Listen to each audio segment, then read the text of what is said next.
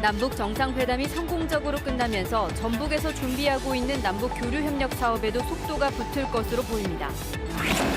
전통 수공예를 바탕으로 전주 한옥마을의 활로를 찾기 위해서는 희소 분야에 대한 장려금 지원과 장인학교 유치가 시급하다는 지적입니다.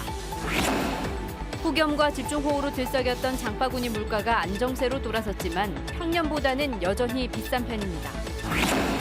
전북 선수단이 다음 달 익산에서 열릴 전국체전에서 개최지의 이점을 살려 종합 3위를 노리고 있습니다.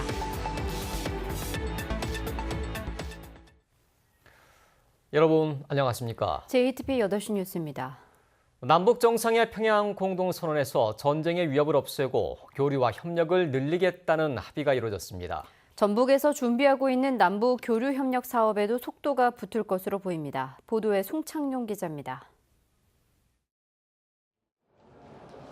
문재인 대통령과 김정은 위원장은 평양에서 정상회담을 마친 뒤 평양 공동선언을 발표했습니다. 선언은 한반도 비핵화 등 군사적 긴장 완화 조치와 함께 교류와 협력 증대 방안을 담고 있습니다. 북과 남의 교류와 협력을 더욱 정대시키기로 하였고 민족 경제를 균형적으로 발전시키기 위한 실질적 대책을 만들어 나가기로 했습니다.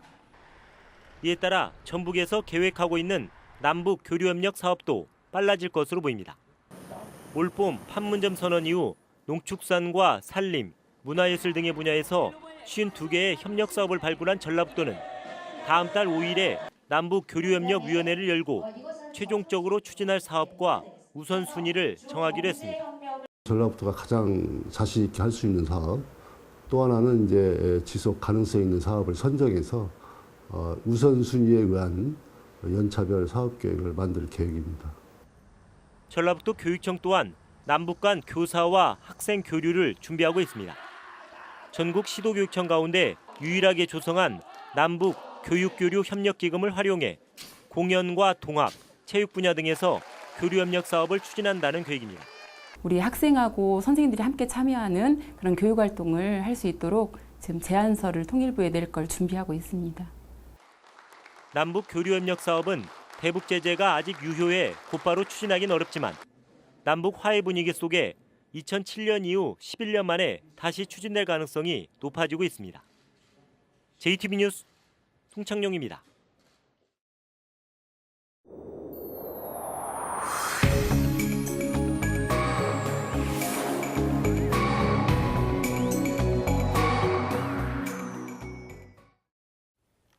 전통 수공예를 바탕으로 전주 한옥마을의 활로를 찾아보는 연수기획입니다. 공예 인력을 안정적으로 배출하고 전주 공예품 전시관의 활용도를 극대화하는 것을 최대 과제로 지적할 수 있습니다. 김철 기자의 보도입니다. 전주의 전통 수공예 앞에는 공예 인력을 배출하는 교육기관이 적다는 근본적인 한계가 있습니다. 전북의 예술대학에 설치된 도예전공학과는 한 곳, 한지가 한 곳, 금속이 두 곳, 가구 디자인이 한 곳뿐입니다. 취업률 등의 문제 때문에 학과 자체가 줄어들고 있는 상황입니다. 공예학과가 축소되거나 폐과가 많이 됐어요. 자기 전공을 살려서 그 도자기라든가 목공이라든가 가는 사람들이 그런 극소수거든요. 전주시는 일단 이 문제에 대한 해법으로 관련 대학 일부 학과의 전주 유치를 추진하고 있습니다. 이런 분야를 육성하기 위해서 전승공예 장인학교 같은 국공립 교육 대학을 정규 과정에 있는 대학을 우리 지역으로 유치할 계획을 가지고 있습니다. 후계자가 적은 희소 분야에 대한 지원도 시급합니다. 가나자와시는 희소 분야 후계자와 연수자 등에게 3년 동안 월 5만 엔 이상의 장려금을 주고 있습니다. 教える方も自分の生活のこともありますから奨励金という形で伝統工芸の製造に学んでくださいっていう意味で奨励金を渡しています。 전주시는 전주 공예품 전시관을 수공예 작품의 전시, 유통, 체험의 거점 공간으로 조성할 계획입니다.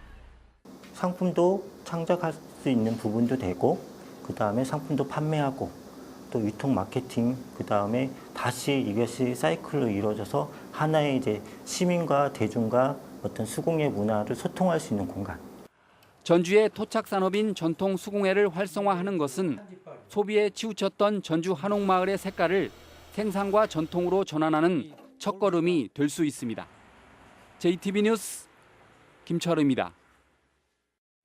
전북 14개 시군의 시장군수협의회가 성명을 내고 국민연금공단 기금운용본부의 흔들기를 중단하라고 촉구했습니다.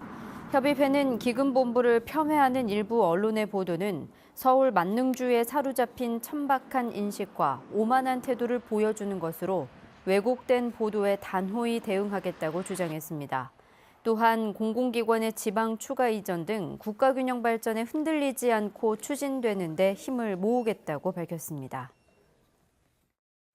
폭염과 집중호우로 들썩였던 장바구니 물가가 명절을 앞두고 점차 안정세로 접어들었습니다. 하지만 예전을 생각하면 추석 성수품 가격은 여전히 비싼 편입니다. 오정현 기자가 보도합니다. 물건을 고르는 손길에 진한 고민이 묻어납니다. 들었다 내려놓기를 반복하다 가격을 따져보더니 다시 한번 꼼꼼히 살핍니다. 근데 여기서 야채는 솔직히 못 사요. 배추랑 그런 것은 너무 비싸서. 그래서 그냥 이런 건 똑같아요. 작년하고 이런 공산품은. 근데 과일이나 채소는 비싸서 제일 비싼 것을 사려고요. 물가가 아무래도 비싸니까 좀 부담이 되죠. 그러니까 여러 가지 해먹을 것을 올해는 조금 적게, 그러니까 작게 장만을 한다고 할까? 지독한 폭염과 집중호우로 치솟았던 식탁 물가는 어느 정도 안정세로 돌아섰습니다. 그렇다고 해도 고민 없이 이것저것 선뜻 장바구니에 담긴 어렵습니다. 대부분의 성수기 품목이 여전히 예년보다 비싸섭니다. 지난달 4kg에 8만 원씩 하던 시금치는 이달 중순 2만 원대로 내려앉았지만 여전히 평년보단 비쌉니다. 배추와 무 역시 최근 가격이 꺾였습니다. 다만 무의 경우 평년에 비하면 70%나 비싼 수준입니다. 사과와 배도 점차 가격이 낮아지고 있습니다. 평년과 비교하면 사과는 17% 가격이 떨어졌지만 배값은 평년 대비 20% 웃돌고 있습니다. 소고기와 돼지고기, 닭고기는 소폭이지만 평년보다 비싼 가격대를 유지했습니다. 급등했던 식탁 물가는 한풀 꺾였지만 여전히 예년 수준을 웃도는 탓에 푸짐한 명절상을 꾸리기엔 소비자 부담이 여전합니다. JTB 뉴스 오정현입니다. 익산 상전마을의 집단 암 발병 원인을 파악하기 위해 진행 중인 역학조사가 주민 반발로 진통을 겪고 있습니다. 익산 장전마을 주민들은 암 발병 원인으로 지목되는 인근 비료 공장이 역학조사에서 제외되는 등 환경부의 역학조사가 부실하게 진행되고 있다며 현재 역학조사팀을 배제해달라고 요구하며 강하게 반발하고 있습니다. 환경부는 익산 장전마을에 대한 역학조사를 올해 안에 마칠 예정이지만 주민 간의 갈등으로 차질이 우려되고 있습니다. 전북도의회 해외 연수 뒷돈 의혹을 수사 중인 경찰이 연수를 주관한 여행사 사무실을 압수수색했습니다.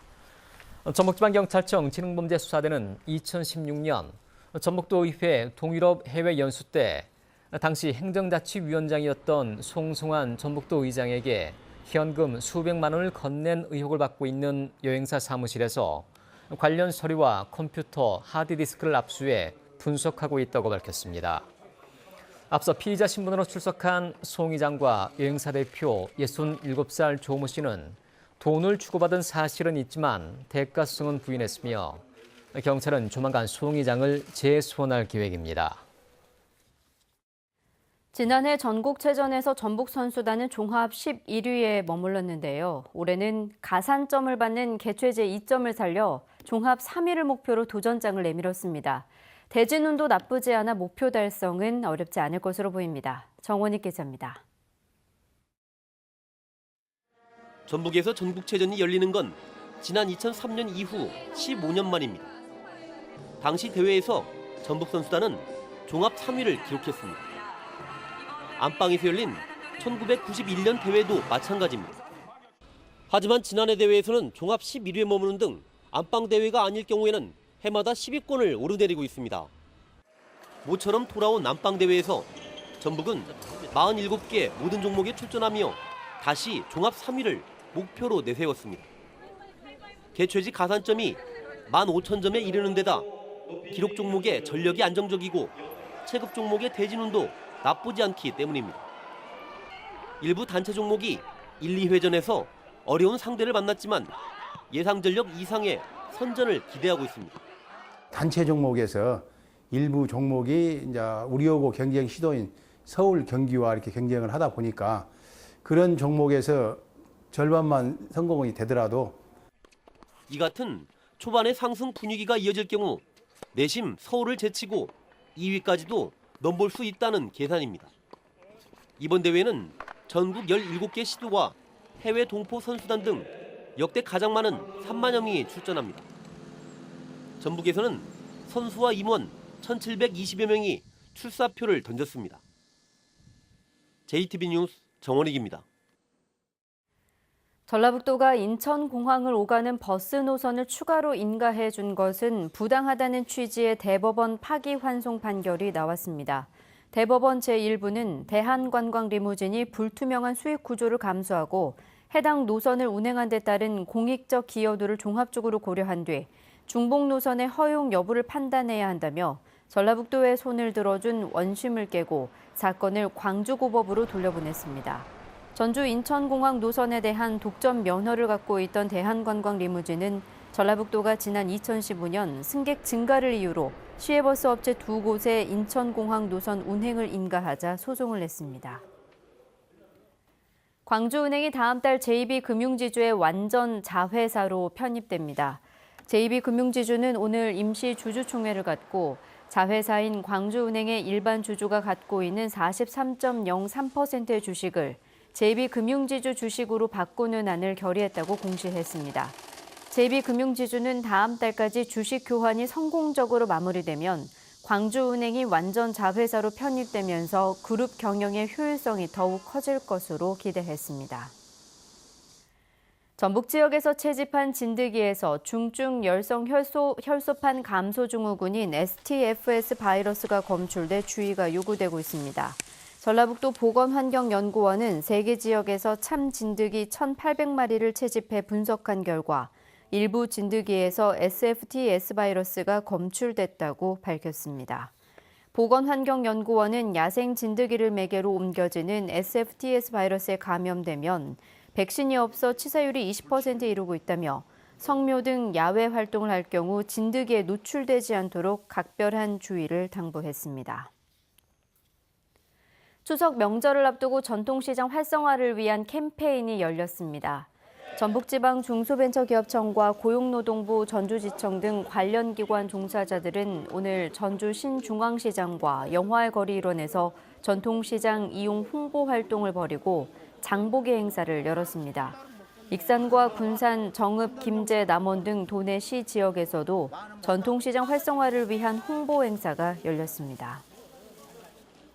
순창경찰서는 수확철 농가에서 건조하고 있던 고추를 훔친 혐의로 61살 김모 씨를 구속했습니다. 김 씨는 지난달 14일 순창군 풍산면에 있는 58살 박모 씨의 비닐하우스에 들어가 시가 300만 원어치의 건고추 150군을 훔쳐 인근 시장 등에 팔아넘긴 혐의를 받고 있습니다.